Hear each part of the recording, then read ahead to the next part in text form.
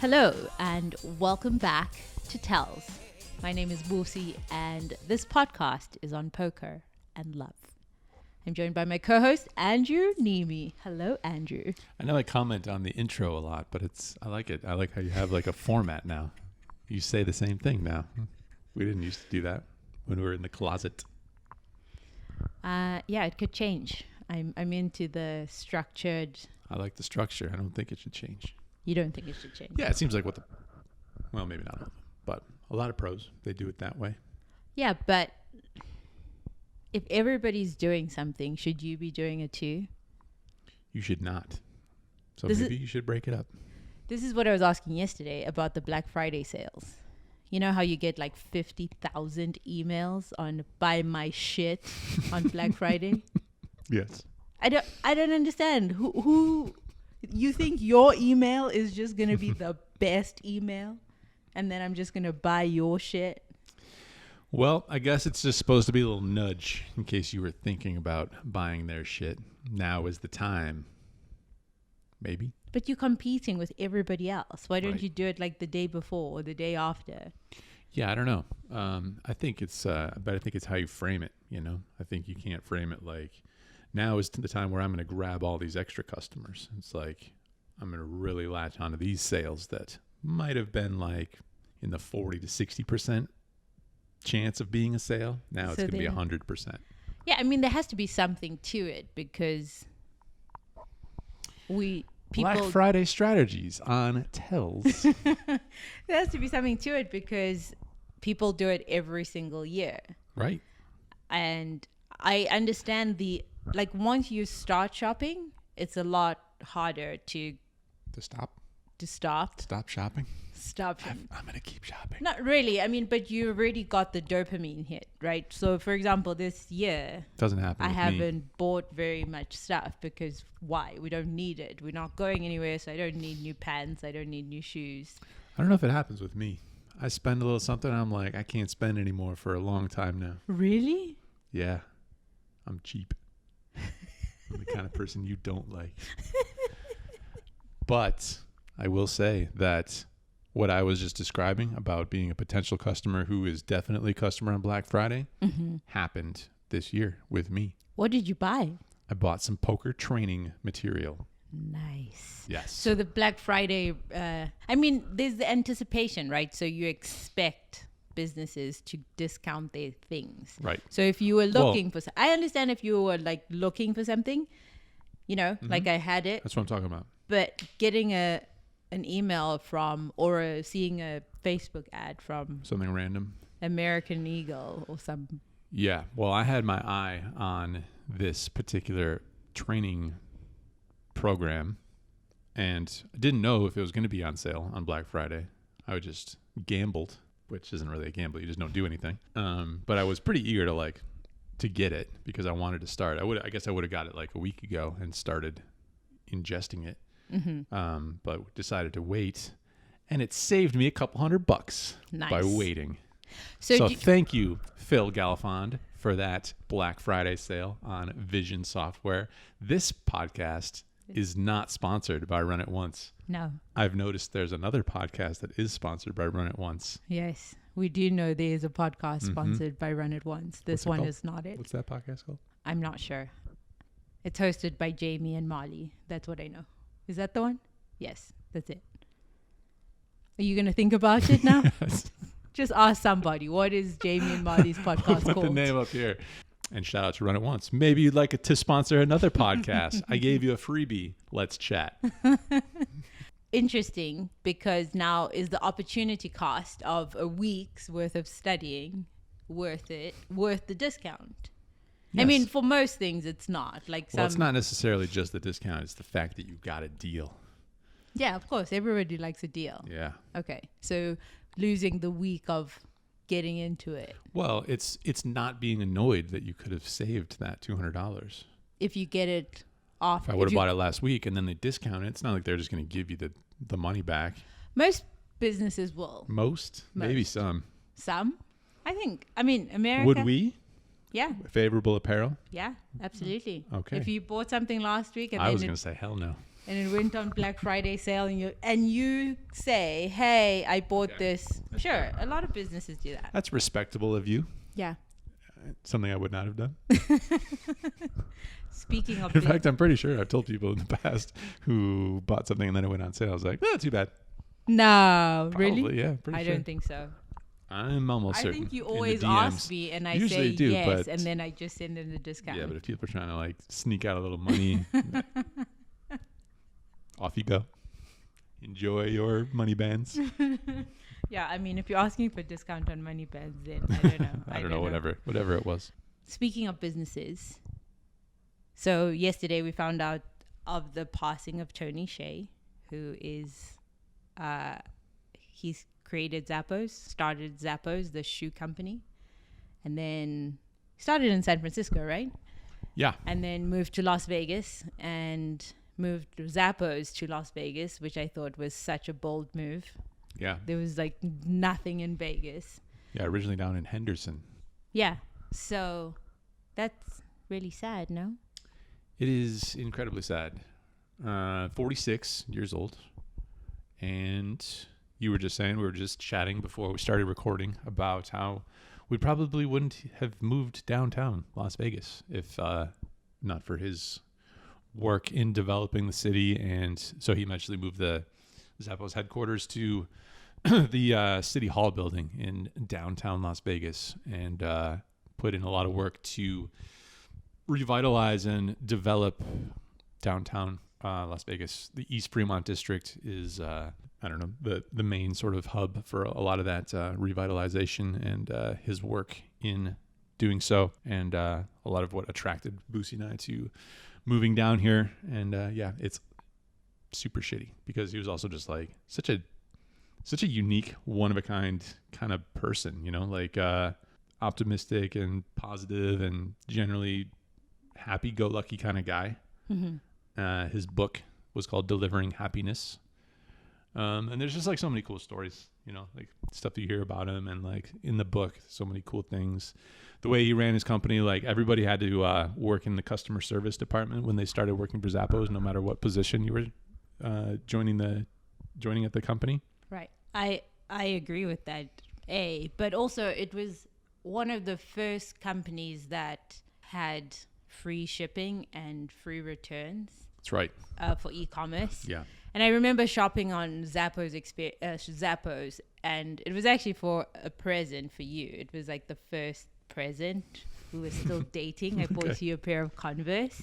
Right on. And I sent them, but Andrew had given me the wrong address or something. Okay. I think they got delivered to your parents' house or something like that, but you gave me the wrong address, and then the shoes came all the way back. Mm-hmm. And then I called Zappos, and they were just amazing. They were like, okay, no problem, we'll just reship it out. And I was like, poor. Anyway, I was like, oh my God, paying like another $15 for shipping.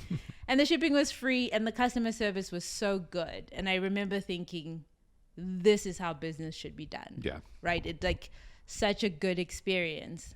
Support a business that is pro customer. But also, there's the story of how Zappos employees, or especially customer service, they'll pretty much do anything for you. Like they've gotten like really random requests.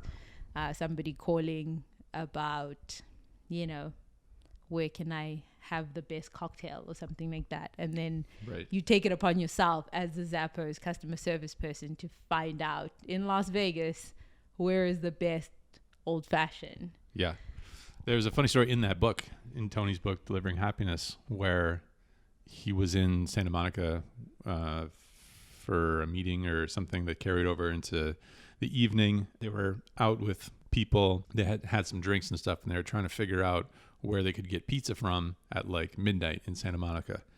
And for whatever reason, they were coming up with blanks, and Tony said, just call the Zappos customer service and they'll figure it out for us.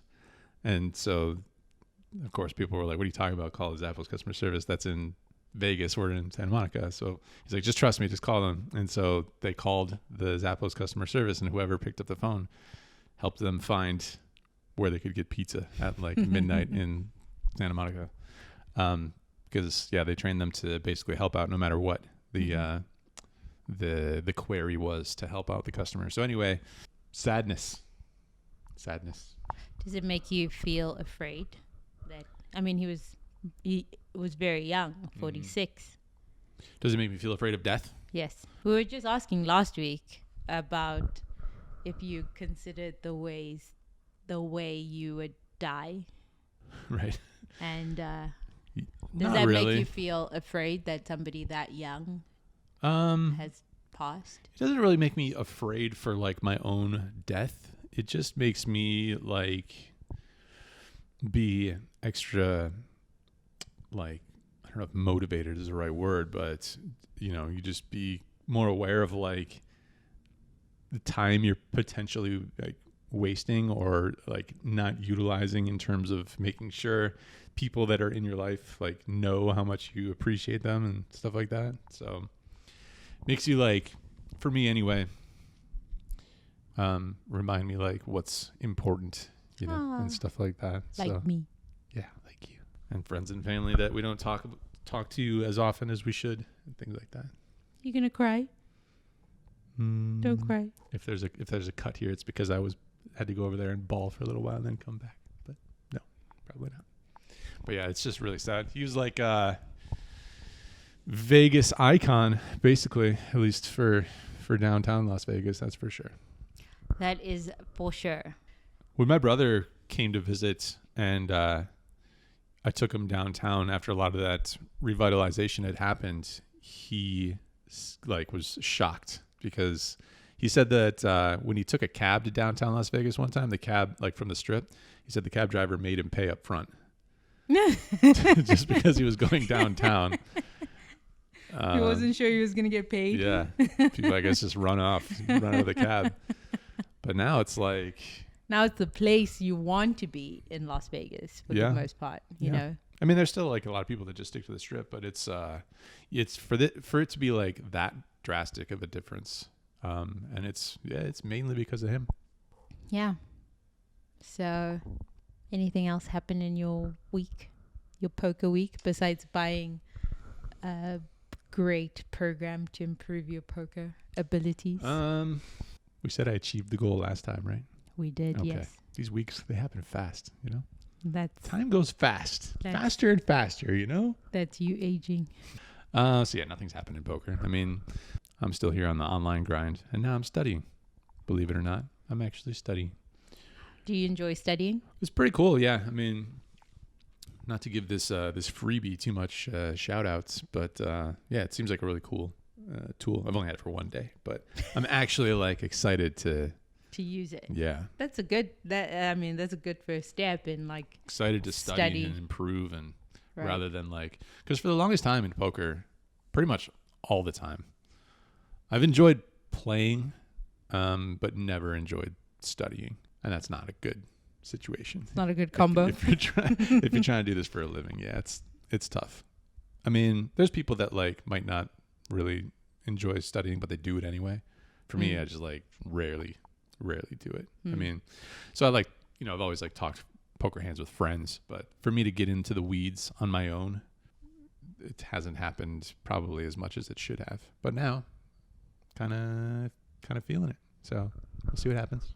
Good thing about quarantine, Andrew's I guess newfound love of studying. I've seen a lot of people say that, like, if you don't come out of this thing with some sort of new skill, let's not even go there. Then you didn't do quarantine right. No, because How so? everybody's experience is very different. Mm-hmm. Some people might be dealing with a health condition. So the fact that you come out alive. What if you came out of it with the skill of being happier in your own skin or something of that nature? The ultimate achievement. There you go. Okay. Speaking of, I'm reading Sadhguru's book, Inner Engineering, and he talks about that, talking about the idea that we think that things that are outside of us, so your achievements, your physicality, how good you look, your money, will be the thing that makes you happy finally. Or for those people who pursue spirituality, you're like, oh, hours of meditation, that's going to be the thing. Or, hours of yoga, that's going to be the thing. But actually, it will always be from the inside. It's like, he says that joy and peace are our natural states, and we shouldn't be chasing joy and peace. And we obviously, like he says, alcohol, it makes you feel good in the moment, and that's a chasing of joy. Or yoga makes you feel good, but that's chasing this joy that's outside of yourself. It should be cultivated from the inside and then spills out to the outside. He says the world that we've built will provide comfort and convenience, but never well-being. So that's why we're always wanting more. Like the well-being is just to be. And from inside, you have joy. With nothing, you have joy. And with nothing, you have peace. Yeah, I like it. And he was in the Middle East, and they told him that shalom was the highest greeting. Okay. And he said, why? And they said, because it means peace. Like shalom means peace. And he said, where else would that be a highest greeting except the Middle East? Not in Vegas, tell you that much. But showing that in the Middle East, because they have non-peace, that's what they're striving for. Okay. So wherever you are, your highest ideal will be... Just as long as you have peace, you should be good? No. Okay. You're missing the point. Tell me the point. Go on. So like you know how I say in America, money is God? Yes. He says the thing that you're deprived of the most is the thing that you will place on a pedestal to be your highest attainment, which will never be the thing that makes you happy. That's why when I greet people, I say prosperity, riches, cash. Cash, my good sir. I thought this was interesting to pick up this book, especially after our conversation last week, where we came to the realization that we're slightly obsessed with the achievement and attainment of mountains of money. So you ever see that movie, not Rounders? There's a movie we need to watch. There's always a movie we need to watch. We watched The Princess Bride. Did we not? We did, yes. Rating out of 10? Cute. 6.5. Come on. 6.5. What's supposed to be 8? Disrespectful. At least a 7. Okay, 7. 7.2. 7. It was really sweet. The mission. And, there were some funny bits. Yeah, the mission for Boosie to get caught up with American culture, particularly my American childhood culture, continues. But we're on a good path, I think. Back to the Future, Princess Bride. What's the next one? I'm going to look it up. Swingers is the name. You had to put it all the way back in your pocket? Swingers is the name of the movie. You haven't seen it, I guess. But there's a line that is, you're so money, and you don't even know it. You're so money. Okay. So maybe that relates to the whole putting the thing on the pedestal greeting type thing. Right. Saying you're so money. Yeah. Which I didn't really conceptually grasp when I was watching Swingers. But I will watch it and think of it differently. Maybe tonight. That could be on our agenda tonight. I've got plans you tonight. Got shit to do? I've got plans. I'm sorry. Do you? Yes, really? I do. Actually, yes. Okay. Are you ready to fall in love? All right. Are you ready? I am always ready. We're back with our 36 questions. We're not even halfway there because Andrew talks a lot. Do I? We're on question number 14. So these are 36 questions published in the New York Times on questions that will lead to love. The idea is that if you ask somebody these questions, then you might fall in love with them. Is there something that you've dreamed of doing for a long time? Why haven't you done it? I mean, there's things that I wish I would improve at or get good at. So I guess that's kind of along the lines. I don't know if it's like a dream of mine per se. I would like to get really good at guitar.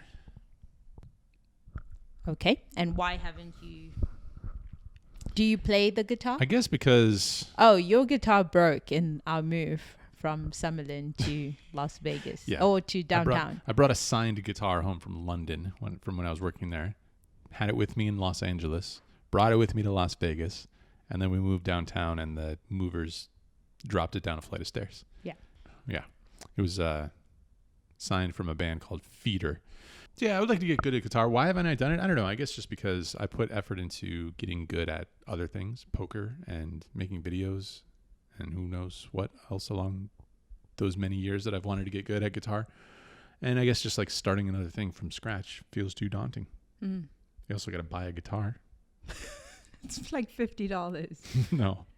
A good one's probably a few hundred. Yeah, but why would you buy a good one if you're just starting out? Because it would probably not be very motivating to learn on a shitty one. So you want to have something that feels good and sounds good. Trust me, you do. That's the fallacy. Trust me, you do. Okay. So that's one thing. I think I would also like to get good at public speaking. It's one thing. What else? Okay. No, I'm just kidding. Okay. Why haven't you done anything to get good at public That one I'm a speaking? little bit more afraid of because you have to do that in front of other people. What do you think will happen? People will kill me with their eyes and I'm making a fool of myself and I'll die. You will die. And then you'll stop loving me Aww. and I'll die loveless and alone. Because you failed at public speaking? Was bad at it. So there's two things. Two for the price of one. What's yours, my love? Do a triathlon. I'll train with you. No, you won't. Don't lie. I'll set your alarm for you. Yeah, you could do that. I know for sure. And why haven't I done it? The sheer commitment. That's a big one. I mean, I don't already blame wake you. up at 4:00 in the morning, It's and tough. I would have to wake up at 3 in order to run and cycle. It's tough to blame you for that one. Number 15, Andrew. What is the greatest accomplishment of your life? Whoa. Is finding your partner an accomplishment? Do you think? I don't know. Is accomplishment like you just have it and then you can lose it, or can you have it and then keep it forever? No, I think it's okay if you lose it, like in terms of the... Like if you made $1 million and then you lost it, would Well, I that mean, still be like a huge accomplishment? I guess it depends. Yeah, I guess it depends on the circumstances. Right. Like if I cheated on you, then that would really taint the accomplishment. But if we like grew apart and we separated amicably, then I think I don't think that would taint the accomplishment because that's just life. It's also in the present, right? So where are you looking at that from? So having had a successful relationship, that's an accomplishment, whether it goes on for a lifetime or ends. So if you've had a good relationship for 2 years, that's an accomplishment, right? Because if that's what you set out to do, you didn't set out to like have a terrible relationship. I don't think there's any specific parameters or whatever. I think it just depends on how you feel about it. But yeah, if that's too mushy, then it's the YouTube channel. Just grinding it out, putting as much work into it as I did, sitting on this couch and editing for who knows how many hours into sunrise, and putting myself out there while doing it. The lady. I don't know if I have one. You can also say the relationship. Yeah, I wasn't thinking about it in relationship terms. I'll tell you what, those lemon ricotta pancakes were quite an achievement, baby. Baby. Don't Seriously. sleep on those. The greatest accomplishment of my life. Can I pass on this one? I don't have a greatest accomplishment of my life. I don't think of my life like that. Sure. I don't think that's a bad thing because maybe I'll be lazy knowing that I accomplished something, or feeling like I accomplished something, I should say. Yeah, I mean, the last time I had that was in that feeling of like I accomplished this great thing was in South Africa, but that was not for me. It was like something bestowed upon me, you know. So I work for this company. I work for the health insurance company, and they had these things called Star Awards, Mm-hmm. and I was desperate to get a Star Award. And I was young and like 21 or something, and I was like, this is what I want. And you got it. And I got it. Good job, baby. But thinking back on it, like what to get it, it wasn't worth it. So now I don't think about my life in that term of like, what is this thing that I've accomplished that's so great. Yeah, I mean, accomplished is kind of a lame word. So I don't think I've accomplished anything great yet. I am working on it. I don't know what my greatest accomplishment will be. You did this. You created this. All of this. No, please. Your this. mother will be really mad at me. I created this. This is your work. Your finest work. Okay, let's move on, please. What do you value most in a friendship? Yeah, I like that question. I think I value the ability to just be real with one another. Just be yourself and to be appreciated for it. That's it.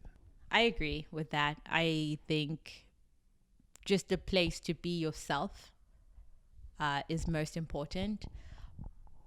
But also, I am adding to my friendship. So if you're going to be a new friend, must love and appreciate food. I'm adding that That's a good one. as a requirement. I'm getting hungry. Yeah. So What about buffets? That's a lot of food. negative. Appreciate a lot of food. Different cuisines all in one meal. Negative. Pizza and sushi in the same meal, baby. Huh? No? Okay. What is your most treasured memory, Andrew Neeme? Say the day you proposed to me. That was what I was going to say. Good. I'm trying to not make it so mushy around here, though. Yeah, I'm trying to think if there's like something from childhood. Not really coming up with anything. What about time with your grandparents or something like that?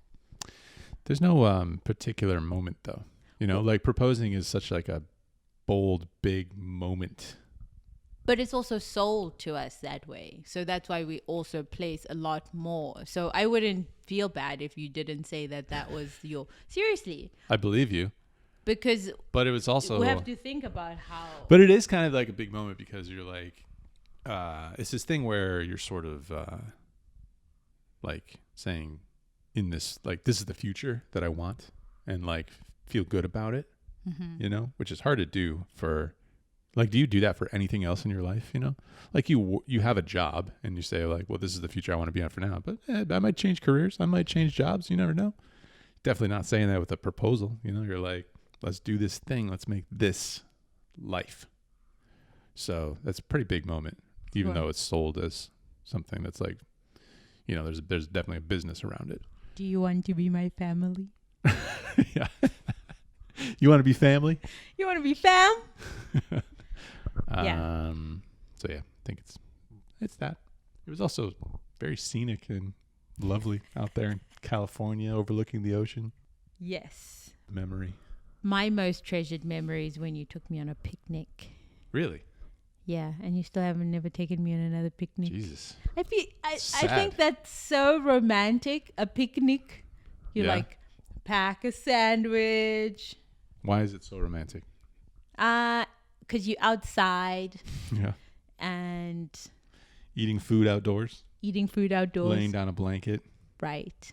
And who likes to lie down more than you? I guess so. Literally nobody. Yeah, but I mean, I don't really lie down when I'm eating. Yeah, but after it. That's true. You can just lie right down. It's like a very movie-like thing. Do you know? I guess so. But then there's like ants sometimes. Flies, bees. You're trying to eat a sandwich. The engagement, even if it is the most treasured memory that we have, and I'm sure it is, together, it's just so like cliche to say the engagement. I know. That's why I didn't want to say it. People are unsubscribing. Okay, come up with another treasured memory. Childhood treasured memory. Let's do that. I guess just like driving down to Florida with the fam on family vacations from Michigan in the minivan. Nice. Seems good, you know. Everyone's all together. Parents are young. Everyone's healthy. Probably going to be some arguments along the way, but we survived them. Probably going to be a tornado warning that's going to traumatize me, but survive that too. You know, just all in the van together as a family. It's funny, like the Florida family vacations. Like the thing that probably like remember the most about that is like being in the minivan and driving down there, more so than like being at the beach or anything like that. I usually remember and love the travel sometimes more than the destination. Yeah. Because the destination I've already lived in my mind. But like the road trip, you don't know what snacks you're going to find at that gas stop. Sure. You know? So. Oh, yeah. That was another adventure. My dad never liked to pull over and stop at the motel until it was like last minute. My dad too. So it would be like literally 2 a.m. with like the whole family and him searching for like a motel that isn't sold out. That happened multiple times. Yeah, my dad was like that too. It's like, you don't need to pee. You peed before you left the house. So we're just driving. The trip to Durban is similar to the drive from Los Angeles to Las Vegas, or vice versa. So it's like 4 or 5 hours. And my dad, I mean, we were 10, 8. You wanted to go the whole way. No stop. Right. Yeah. So. Yeah, I want to be efficient. We're not taking this trip to stop at a rest stop. Yeah, but taking this trip to get there. It's literally the point of a holiday. I remember our first road trip. You tried to drive through. I said no. I used to do that when I was no. When I was a single man. I would just drive straight through, no stop. The whole point of driving somewhere is the rest stop. Trying to get there as fast as possible. Most time at the destination, not in the middle of nowhere. What is your most terrible memory? I think when I was in speech class in high school and I blanked on what I was going to say and just stood there in silence. That was pretty awful. That sucks so bad. Exactly. I'm so sorry. See, now you know why I'm so traumatized with public speaking. But it was like a special sort of speech where you didn't know like what the topic was going to be and you just had to riff on it for a minute. And the one that they gave me, the topic that they gave me was love. Oh. So as a freshman in high school, in a class of like all the different grades, what are you supposed to say? What are you supposed to say? Weren't you in love at this point though? No. How old are you? Single man and freshman. How old are you in freshman? Like 14. Oh, what did you say about love? Do you remember? Like basically nothing. Oh. Waited for the time to finish. I'm sorry. I'm sorry to my younger self. Okay. Yeah, that was rough. That's my worst one probably. Okay. What is my most terrible memory? You ever have speech class? Yes, I did. You survived? I had elocution class. Lovely. Where they teach you how to pronounce words. Have you never had elocution? No. How now, brown cow? No. Well, but one of my terrible memories was my older sister and I decided that we were going to make some money and sell candles. Mm-hmm. We were going to make homemade candles. Okay. And we had, you know, when you burn the candle, so we had little candle stumps. I don't know where we'd seen this, probably on TV or heard about it on the radio, that you could melt down the candle and then make a new candle. And so we decided this would be a fantastic business venture. We were going to sell these candles all over town. Mm-hmm. And so one day my parents were at work and we decided this was the day we put the little candle stumpies in a bin and melt them down? Tried to melt them down. You put them in a pot or what? Yeah, in like a drum, you know, like a big metal drum. All right. And so the flame got out of control. You know, where, like in the house or what? Outside in the backyard. So you like just lit it on fire somehow? Yes. So, but that's the thing. Yeah, okay. So imagine if you were on the stovetop. The flame would be underneath. Okay, yeah. Why was our flame inside the drum? So Got it. inside the pot, essentially. Yeah. And so the flame got out of control, and I had the bright idea to dump water on it because, of course, water will extinguish all fire. Except that's not what happened. And the wax went everywhere, and I burnt my entire forehead. Yikes. And yikes. Yeah, and I was terrified. Mm-hmm. Terrified of what my parents would say. And so I decided I'm not going to tell them. I'm just going to go to bed. And I woke up. I went to bed, and my head was stuck to the pillowcase. Oh my God. Because obviously the skin is starting to peel off. Oh my God. And I don't know how. Obviously my mom came home, and she must have obviously smelled something, and she was like, what was happening here during the day? And she woke me up, and of course my face is now like red because it's been hours. We should have called them hours ago. It's been like 4 hours, and my skin is peeling. Poor little Boosie. And now my parents had to rush me to the doctor at 8 o'clock at night or whatever. Yeah. It was pretty terrible. Jesus. That experience. And terrifying. The most frightening was like telling my parents. So sad. Okay. So sad for you.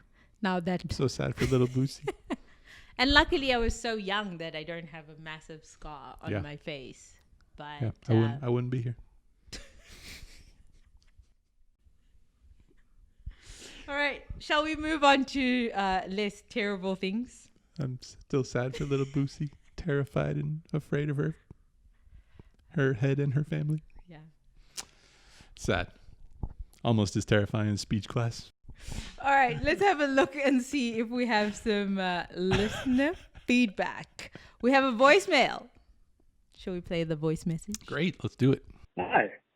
This is totally anonymous, and I don't know either of you personally whatsoever. However, you guys are talking about what you two have in common, and I just wasn't satisfied with either of your answers. So, and again, I repeat, I don't know either of you at all, but I would have to say I could think of some things that you both have in common. One, you both understand risk tolerance, and that's a big part of your life. Not many other people can say that in a relationship. The ability to take it, how it affects you guys, how to deal with it with the other person. It's pretty cool. Next, you're both great people and just welcoming to pretty much anyone into your life and your circle. No judgment, and you're just both full of openness in that regard. 3, you're both chasing individual passions, striving to make a living, doing things you both find interesting and challenging. And to go along with that, you're both individuals first, achieving things on your own independently. But what makes you guys best and most in common is that you both want each other to be successful at those individual endeavors. You guys have that in common, and all of those things. Just remember that. Toodles! I'm going to cry. You are going to cry. Well, it brings a tear to your eye. Do you think that person was actually anonymous? Of course not. Okay. I know exactly who that person was. Aw. Aw. Aw. How sweet. God bless these voice messages. These Tells voicemail inbox messages. Wasn't satisfied with our answers. No, he was not. He demands more. He demands better from us, actually. Should we expose who this person is? No. All right. You know who you are. That person knows who they are. And thank you for the lovely message. Yeah. Is there more voicemails or no? There are not more voice messages.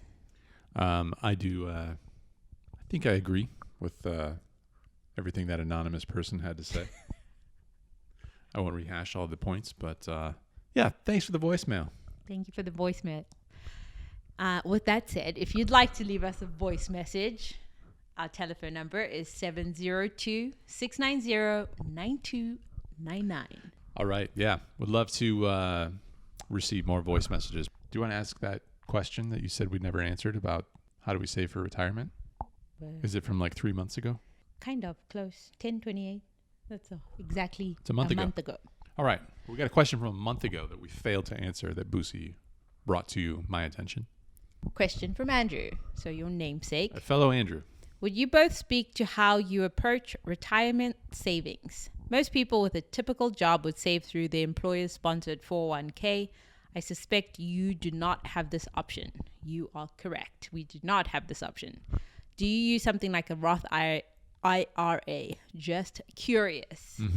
I do have a Roth IRA. We have a Roth IRA.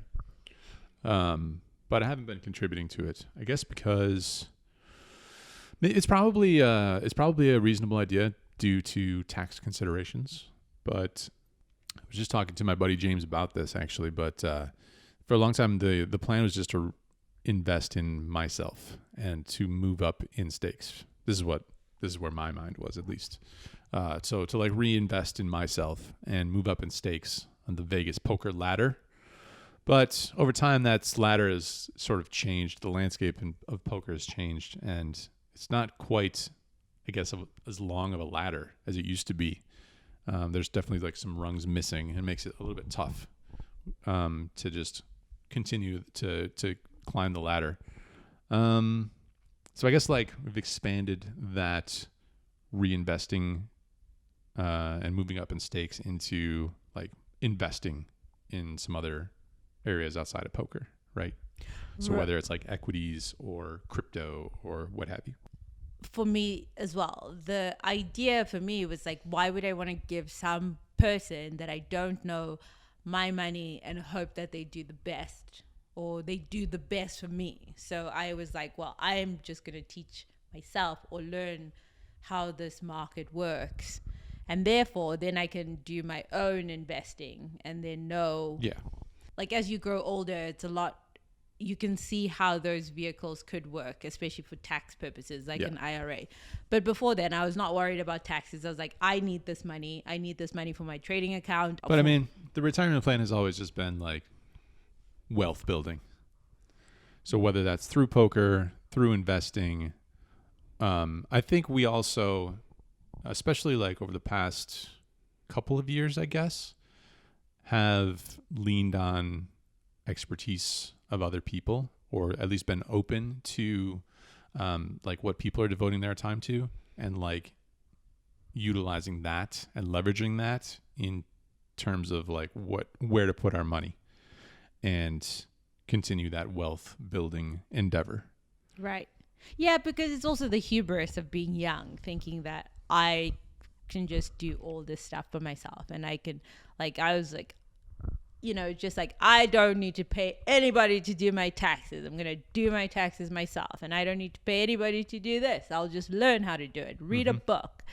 And you realize very quickly that you don't have all the time and all the skill set to do that. So use people who spend all their time doing that. Yeah, to I think at you're least guide you into making a decision. They don't have to make the decision for you. Yeah, I think it's a slight mistake if you're not getting some sort of help from other people in a lot of things. So try to do that, sort of like managing a portfolio of like, and these different things that is just kind of continuing to build that through our different pursuits. All right. I think that's all we have time for. Thank you for listening to the podcast. I hope we gave you a chuckle or something to think about. If you like this podcast, please subscribe to the YouTube channel, give us a thumbs up, leave a comment, question, and you can also write to us, hello@telspodcast.com, or text us or leave us a voice message. As we mentioned earlier, the number is 702-690-9299. And until next time, adios. Bye.